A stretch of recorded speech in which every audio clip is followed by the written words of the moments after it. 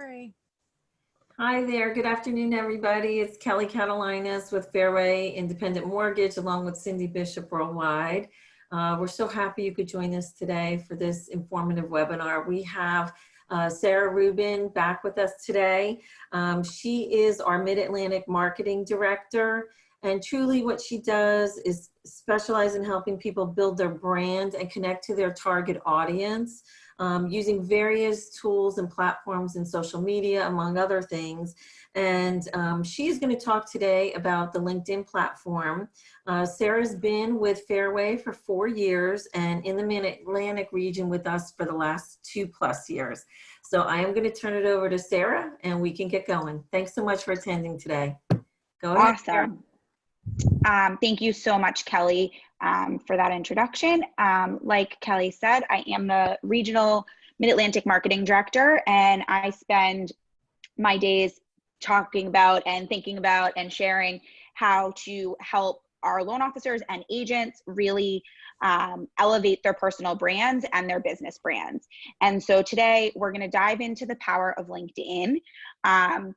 And before we even start going through these slides, I think it's really important to just mention LinkedIn is a slightly different platform. So if you've joined us before, we've talked about Facebook or Instagram or some of these more, in my terms, optional platforms, really powerful but optional.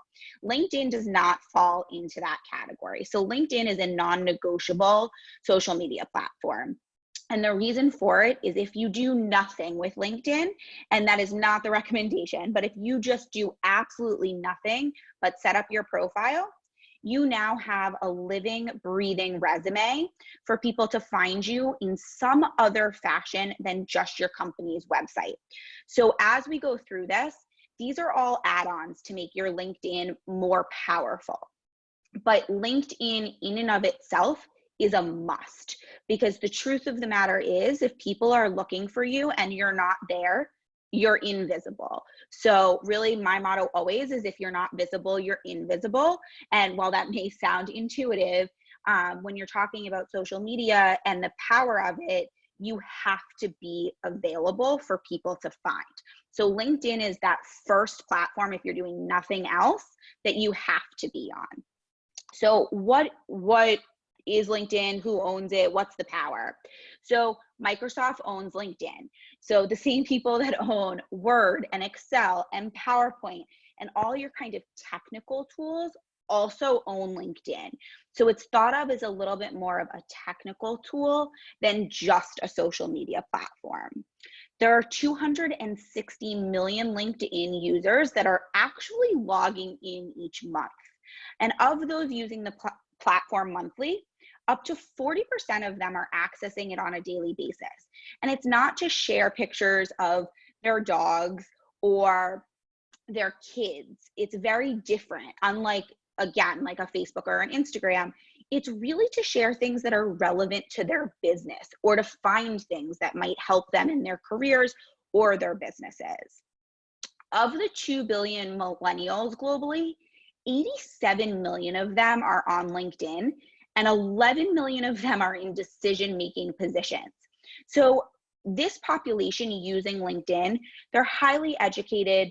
They're really in tune with kind of what's out there and how you can use these things for real power. LinkedIn is without a doubt the #1 business-to-business channel that marketers use to distribute content at 94%. So if you're thinking about getting information out to your partners, LinkedIn is a phenomenal place to do it.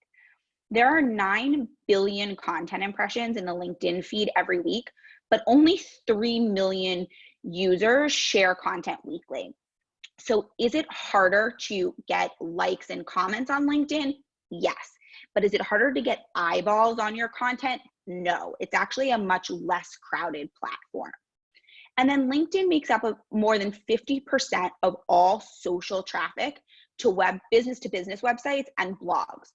So unlike, again, other platforms, LinkedIn doesn't downgrade your content if you're linking it to your website or to a blog or to any other business page, they actually are totally good with it and would like you to do it, because LinkedIn was designed to elevate your career and elevate your connections in a professional platform. So first and foremost, and this will go for really anything you're doing, but is really important for LinkedIn, you can make your profile look more professional and easier to share by customizing your LinkedIn public profile URL. So when you create your LinkedIn, there's a good chance that the URL is something kind of funky. And instead of that, it looks much nicer if you can clean it up to say something right like this: linkedin.com/in/your name. So again, if you have a generic name similar to mine, you're gonna have to put a middle name in there or an initial, or real estate, something along those lines that can identify you, but also makes it much easier to pull when people are looking for you. And you can actually go in and do this by clicking View Profile and then clicking Edit Public Profile and URL. And right there, you'll be able to change your URL to anything you'd like, but of course, assuming that someone else hasn't taken it. But again, reminder, this shouldn't be something that is kind of gimmicky in any way. So it shouldn't be, you know, Buy with Sarah. It should be something that is really a clean professional name, where something like Buy with Sarah would be a great Instagram handle. So how do you stand out on LinkedIn? How do you make your content really break through that noise, even though there are less posts here? How do you get more people to really interact? So your cover image. It's really easy to think to yourself, oh, I'm going to put up a photo of a house, or I'm going to put up something that's very generic in the background. And when you start to dig into the way LinkedIn works, the best thing you can do with your cover image actually is have it communicate something of value to you. So instead of just picking a photo, it should include a call to action and a proof of success. So if you've been named top 1% of your company, or you sold however many homes last year, or you helped however many buyers, or anything that has a metric that you can pull, you want to use that type of imagery in your cover image. So no, you don't need to list every accomplishment you've ever had, but if you can pick 4 or 5 that have graphics, so any awards are really kind of the best thing you can do, and add them into your cover image so that the background immediately says, hey, by talking to this person, I realized that they have a lot of experience and they've been really successful. And that is the first thing people are really going to be able to see. And it's a visual representation of everything else that's going to be in your LinkedIn profile. And I know a lot of times people are like, I don't know how to do that. How would I make that?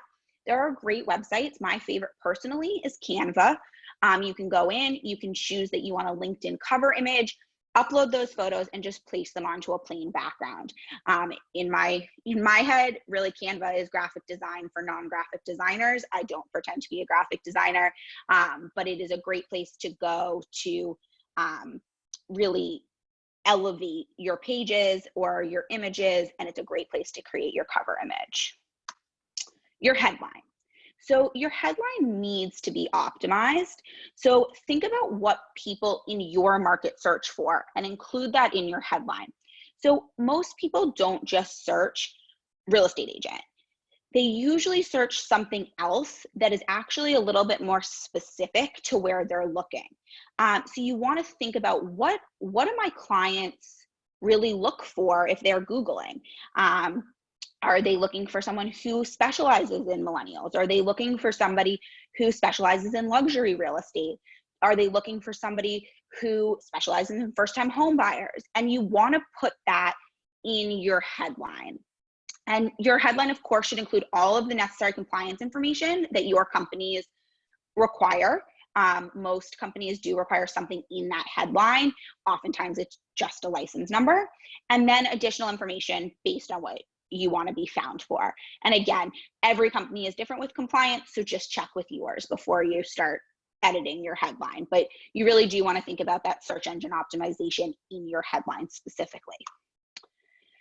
Your about summary section. So on LinkedIn, it should be really easy to read career experience. So again, this is really a living and breathing resume. You should be able to include a sampling of what people are saying about you. So if you have really great reviews, you can put that in your about summary section. Don't include all of your reviews, but just maybe one or two so people can say, okay, this is what other clients or referral partners are saying about this person. And you do want to remember here that this is in a lot of ways a business to business platform. So you do want to think about who is actually viewing this. Yes, potential clients, but also potential business partners. And you want to make sure that you are targeting them in the right way. And then you do, of course, want to list achievements, what people should contact you for, and how to best contact you. So if your best mode of contact is email, make sure your email is visible to everybody, not just to your connections. If it's phone, again, make sure your phone number is visible, and tell people best way to contact me is by phone and these hours. It's totally fine to add some real business information into your about summary section.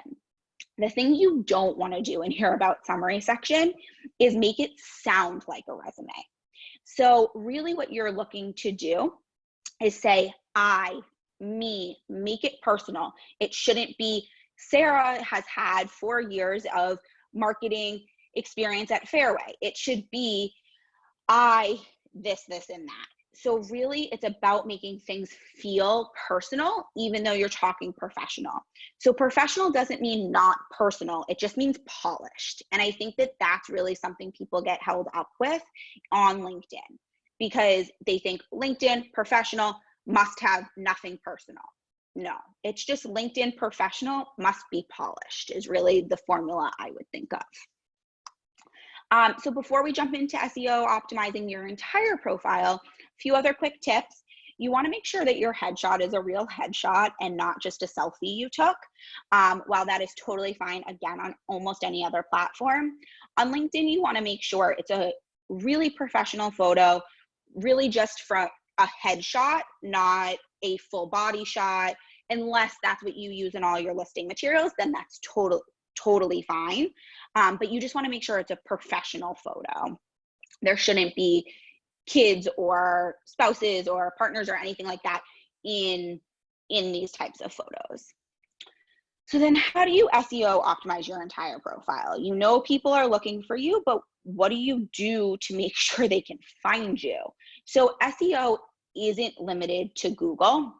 A lot of people will come into LinkedIn and do searches. So you can optimize your profile to get discovered by people searching LinkedIn for key terms you want to be found for. And there are a lot of sections you can add these types of terms to, but your headline, your summary, and your work experience are the three that are kind of non-negotiable. So you want to make sure you're continuously telling others and telling the LinkedIn algorithm, which we'll talk about towards the end of the presentation, exactly what you do and what you want to be found for when people are searching for you. Because everything we do on the internet is really meant to elevate our businesses. So for you all, you just want to make sure people can find you, people can contact you easily, and you're telling them why you should be contacted for real estate.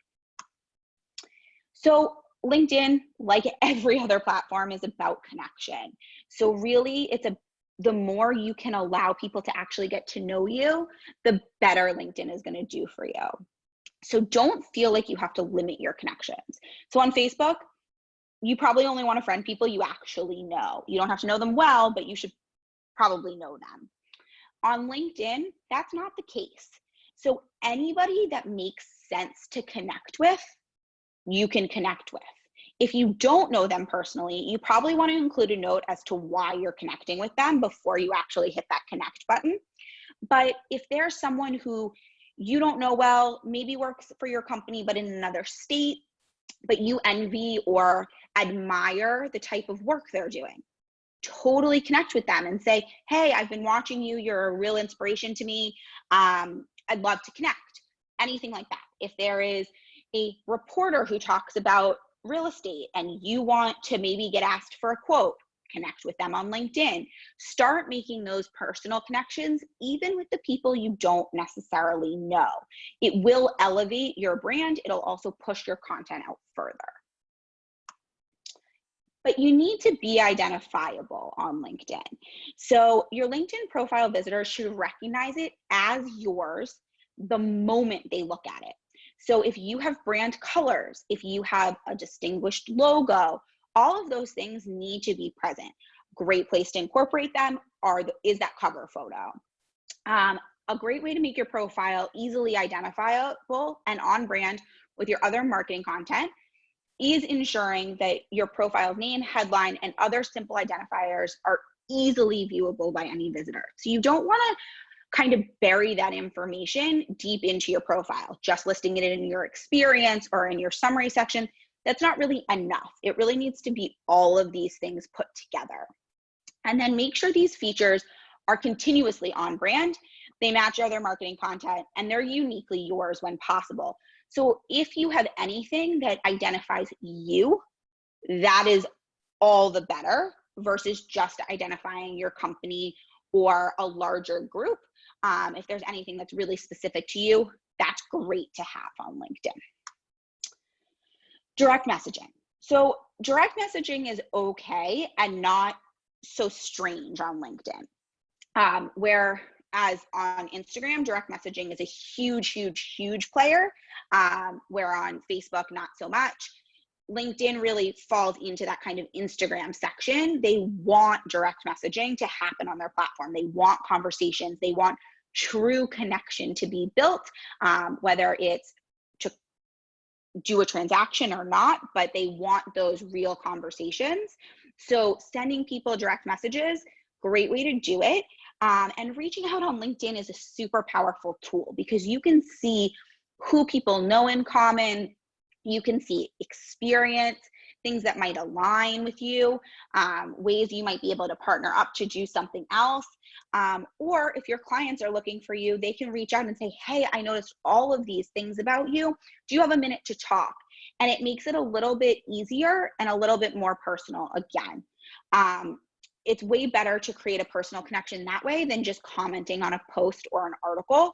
So if there's someone you admire, again, posting an article, way better to start a direct message than simply just comment and say, like this article. That's not really going to start much of a relationship, but the direct message might. Should you comment or like? So the LinkedIn algorithm is a little funky. It's a lot different than Facebook or Instagram. So really at the end of the day, you should be doing both. But if you're choosing, you should be commenting. And comments just have way more power than a like does.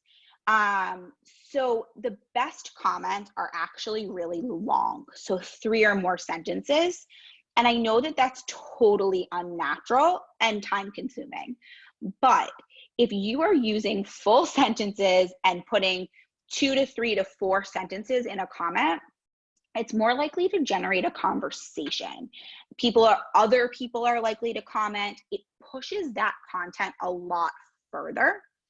And the things you should be doing in every comment is tagging the original poster. So thanks, Kelly, for that, and tagging Kelly. That's a great way to do it. And you also want to tag anyone else who may be interested in what you're saying or what the original post was saying. So, hey, Cindy, check this article out. I think you'd really love it. Awesome comment. It adds value. It's pulling someone else in. It's getting more eyes on that post. And LinkedIn loves that. And you will see that more and more people will comment and like, because it is a little bit harder to get that meaningful social interaction on LinkedIn, even though a lot of people are potentially seeing the post. Refer. So the referral option on LinkedIn, I would argue, is probably one of the most important. So if you are using an automated survey platform. I know a lot of companies use things like social survey or anything automated that sends out a survey to your clients and then asks them to fill it out and auto posts for you. While that's great content on LinkedIn, it's not going in to your recommendations section. It's not auto-populating there. It's actually just showing up as a post. So it's not nearly as powerful. You really want people to recommend you in a paragraph format inside the LinkedIn platform. It makes things much more powerful and also just, again, pushes your profile further and further. So if you can get people from every different section of your life to do that, all the better. So by all the sections of your life, I mean clients, referral partners, anything like that that can pull in and say, hey, I worked with this person, they were really great at X, and another person to say, hey, I worked with this person and they were really great at Y. It just gives you more clout when people are looking to see who you are, what you do, and if you're any good at it. The thing that isn't as powerful is you'll see the button that says endorse, and you can say, endorse Sarah for social media. So you can just click that button and it tells people that I'm good at social media. But anyone can hit that about anything. So it doesn't carry so much weight. The real recommendation section carries a tremendous amount of weight.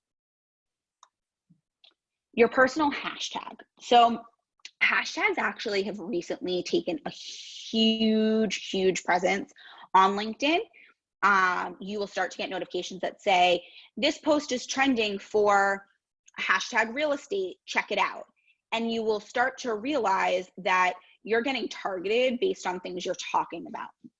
So if at all possible, you want to create a personal hashtag, something you can use on every post that will identify you. So, this is the place to do something like hashtag buy with Sarah. But you do want to make sure it's unique to you and not something 1,000 other people on LinkedIn are using. So if you have a slogan, if you have a team name, this is a great place to create that personal hashtag. It will, again, just push your content further.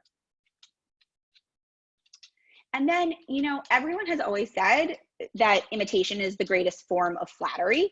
And we're all super nervous to do the same thing as everyone else, always. And this is not me telling you to go find someone else's post, copy it, and put your name on it. What this is me telling you to do is look at the people who are successful on LinkedIn. Look at the people who are successful in your business and start to realize what tactics they're using and mimic those. So really, it's 100% okay to find a group of professionals using LinkedIn really well and completely mimic them. Don't copy them, but mimic them. So before we get into the algorithm, does anyone have questions on kind of how you should be setting up your profile, how you should be interacting with others, anything we've kind of gone over? Just pause for a second. Okay, so let's dive into the algorithm. I see a couple of chats coming in.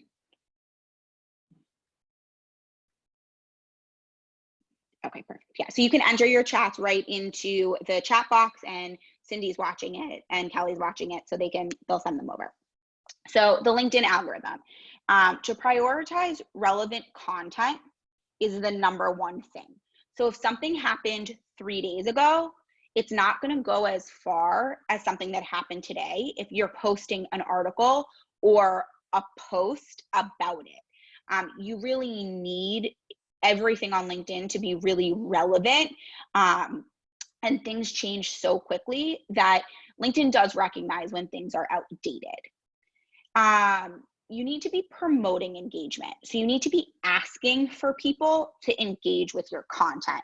You can't just post things and think here that people are going to like them or comment on them. People, again, use LinkedIn as a very professional thing. So you need to call them to action and say, please like this, or comment below with your #1 marketing strategy, or anything like that. That really calls people to engage with you. Promote personal connections. So ask people things that are personal, but fall into that polished category. So on Facebook, you might say something like, you know, how old were you when you bought your first home? On LinkedIn, you would say what's something that stood out when you were buying your first home that your agent did for you. It's just a slightly different adjustment to get very similar information, but you're talking about what someone did professionally that stood out for people, but it still creates that personal connection. And then your default settings on LinkedIn is by top posts. So you're going to see things that are performing really well before you see things that were just posted. You can switch that to recent instead of top so that you are interacting with really relevant content as it comes out. And you do want to make sure you're interacting. Again, we're going to talk about that law of reciprocity on LinkedIn, on every social platform. If you are commenting, if you're liking, if you're tagging, people are going to do that for you as well. So how do you beat the algorithm? How do you make the algorithm really work for you? Again, you need to be relevant. That's the number one thing. You are working in real estate, you should be talking about real estate. It's very important that on this platform, you're talking about things that are business related. Yes, you can pull in hobbies, but at its core, you should be talking about real estate. Directly encourage engagement again. So the things we're talking about on the last slide, again, it's super important that you need to ask for it. Don't just assume it's going to happen. Go niche versus broad. So if you're just talking about real estate in general, probably not going to be as impactful as if you talk about real estate in Virginia or Maryland or DC or wherever you are licensed. Really, really important to go much more niche. And then if you have that specific area of the market you focus on, make sure you're talking about that in at least some of your posts. Post at the right time. So there's plenty of studies out there that will tell you, you know, these 3 days, this time, this will be the most impactful. But the best thing you can do is to test out the waters. So post at lunchtime, like they usually recommend, or during commuting times, like they recommend. But you need to see what's working. So if you post something at 6 in the morning and that gets you the most engagement, then post at 6 in the morning. If you usually post things at noon and that gets you the most engagement, keep doing that. So there's plenty, again, of formulas and all of that stuff, but the best way to figure out what the right time for you to post at is by doing it and continuing to watch those analytics. Build your network strategically. So again, pick those people that you really look up to or you want to connect with or you want to work with, and build your work around them. Don't just friend everyone or connect with everyone or like everything. You want to be strategic in the way you do everything. Use analytics. Look at what is performing well. Look at how many eyes are on your content versus how many likes you're getting. And yes, the number of eyes is going to be significantly higher than the number of likes or comments, just the way LinkedIn works. But really you want to compare those analytics, and LinkedIn tells you all of that stuff. So if a video gets 2,000 likes on LinkedIn, then figure out what you were talking about there or what the type of video was and continue to do that. Be personal. So I said it earlier, professional doesn't mean impersonal. You need to let people remember that you are a human and not a real estate robot. That is the most important thing on social media in general, and LinkedIn is no different.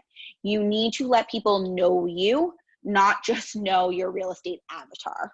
It's very important that people can connect, especially right now. And then promote your LinkedIn content. So that doesn't mean spend money on it. It means tell people to go to LinkedIn. So if you are using a website, you can say, connect with me on LinkedIn. You'll find articles and blog posts and all of that stuff, push people to LinkedIn. LinkedIn loves people coming in and viewing content, and they also love people going out and viewing content, like we said at the beginning. So the more you can promote LinkedIn on other platforms, such as a website, then the more you can promote your website and other pages on LinkedIn, the better your content's going to perform. So this see more button is really, really, really powerful on LinkedIn and for the algorithm. So whether you're doing a video, a link, a photo, an article, a blog, anything like that, if you write generally more than 3 sentences, you will get that ... see more. And if that happens, your content has basically the ability to go doubly as far, 2 times further. It's really, really, really important to get that ... And the reason for it is that it shows that people are actually reading your content. They're not just kind of scrolling and not paying attention and maybe hitting like. They're actively hitting, tell me more about this post, let me learn more from this person. And LinkedIn loves that. They want to know that their materials are being used for education. And that's part of the benefit of LinkedIn. We're actually going to see a lot more younger millennials and older Gen Zers using LinkedIn because it's for education, not entertainment. And we know that they value that. So really at the end of the day, you don't want to be short and sweet on LinkedIn. You want to be powerful and impactful, but you need to have 2, 3, 4 sentences. And then, like every other platform, you need to include rich media. So text only will ever go so far. Video and photo will always be more powerful. You want to make sure you're varying your type of media. So not a video every day, but a video, a photo, an article, things that really pull from all different places will make your content go further. It'll make people be engaged with you. Again, text is never going to go as far. People aren't going to read 4 paragraphs worth of text, but they may listen to a minute video. And that's really something to remember as you're thinking about LinkedIn. As we come towards the end of the presentation, I do want to just again reiterate, this is all adding on to LinkedIn. If you're doing nothing else but posting an article here or there, posting a blog post or a regular post here or there, and have updated work experience, that's okay. It's definitely not the most you can be doing, but it's okay. You don't let any of the things we talked about today be a barrier to using LinkedIn. You really just need to have LinkedIn as a foundation and then slowly add in all these things. So update your summary section, update your cover photo, but you don't have to do it all at once. And then personally, I think LinkedIn is one of the strongest blogging platforms and video platforms. No, nothing will ever beat YouTube for video, but using LinkedIn as your blog site, that's great. Using LinkedIn as your video site because you don't want a YouTube account, that's great. So really you can do a lot of the things you think about going to other platforms for that might be real extra platforms you can do on LinkedIn. So to me, I think of LinkedIn as my professional power hub. So really think about where you want to be elevating your brand, how you want to be elevating your brand, and then incorporate that into LinkedIn. Any questions?